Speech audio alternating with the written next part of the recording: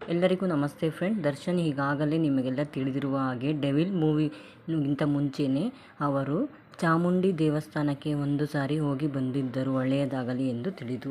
ಈಗಾಗಲೇ ದರ್ಶನ್ ರವರಿಗೆ ಯಾರೋ ಮಾಟ ಮಂತ್ರ ಮಾಡಿದ್ದಾರೆ ಎಂದು ತಿಳಿದು ಬಂದಿರುವುದರಿಂದ ಅವರು ಕೇರಳದಲ್ಲಿರುವ ಹಳೆಯ ಸ್ನೇಹಿತರ ಜೊತೆಗೆ ಓಡಾಡಿರುವುದು ಕಂಡುಬರುತ್ತಿದೆ. ಈಗ ಅವರು ಪ್ರಜ್ವಲ್ ರೈ ಎನ್ನುವ ಕೊಲೆ ಆರೋಪಿ ಯಾರು? ಇವರು ದರ್ಶನ್ ಕೇಸ್ಗೆ ಸಂಬಂಧಪಟ್ಟವರಲ್ಲ, ಆದರೆ 2016ರಲ್ಲಿ ಬೇರೆ ಯಾವುದೋ ಕೊಲೆ ಕೇಸ್ನಲ್ಲಿ ಸಂಬಂಧಪಟ್ಟಿರುವ ಸ್ನೇಹಿತರು.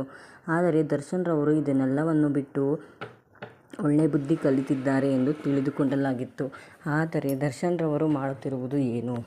ವಿಜಯಲಕ್ಷ್ಮಿ ಅವರಿಗೆ ಇವೆಲ್ಲವೂ ಸರಿಯೆಂದು ಕಾಣಿಸುವುದಿಲ್ಲ. ಈ ಕೊಲೆ ಕೇಸ್ನಲ್ಲಿ ಭಾಗಿಯಾಗಿರುವ ಪ್ರಜ್ವಲ್ ರೈ ಅವರು ದರ್ಶನ್ ರವರನ್ನು ಹಳೆಯ ಸ್ನೇಹ ಇನ್ನೂ ಬಿಟ್ಟಿಲ್ಲ ಎಂದು ತಿಳಿದು ಬಂದಿದೆ. ಹಾಗಾಗಿ ದರ್ಶನ್ ರವರು ಎಲ್ಲ ಹಳೆಯ ಚಾಳಿಯನ್ನು ಬಿಟ್ಟು ಒಳ್ಳೆಯ ಬುದ್ಧಿಯನ್ನು ಕಲಿಯುತ್ತಿದ್ದಾರೆ ಎಂದು ತಿಳಿದುಕೊಂಡಿದ್ದರು. ಭಗವತಿ ದೇವಸ್ಥಾನಕ್ಕೆ ಹೋಗಿ ಬರುವಾಗ ಅವರು ಎಲ್ಲವನ್ನೂ ತಿಳಿದು ಪ್ರಜ್ವಲ್ ರೈ ಅವರನ್ನು ಭೇಟಿಯಾಗಿ ಅವರು ಹೇಳಿದ ರೀತಿಯಂತೆ ಅವರು ಕೇರಳದಲ್ಲಿರುವ ಮುಡಾಯಿ ಭಗವತಿ ದೇವಸ್ಥಾನದಲ್ಲಿ ಹೋಗಿ ಶತ್ರು ಸಂಹಾರ ಪೂಜೆಯನ್ನು ಮಾಡಿಕೊಂಡು ಬಂದಿದ್ದಾರೆ. ಹಾಗಾದರೆ ಪ್ರಜ್ವಲ್ ರೈ ಅವರು ದರ್ಶನ್ ಕೇಸಿಗೆ ಸಂಬಂಧಪಟ್ಟವರಲ್ಲ. ದರ್ಶನ್ ಅವರು ಬದಲಾಗಿದ್ದಾರೋ ಇಲ್ಲವೋ? ನೀವು ಕಮೆಂಟ್ ಮಾಡಿ ತಿಳಿಸಿ ಫ್ರೆಂಡ್ಸ್. Thank you.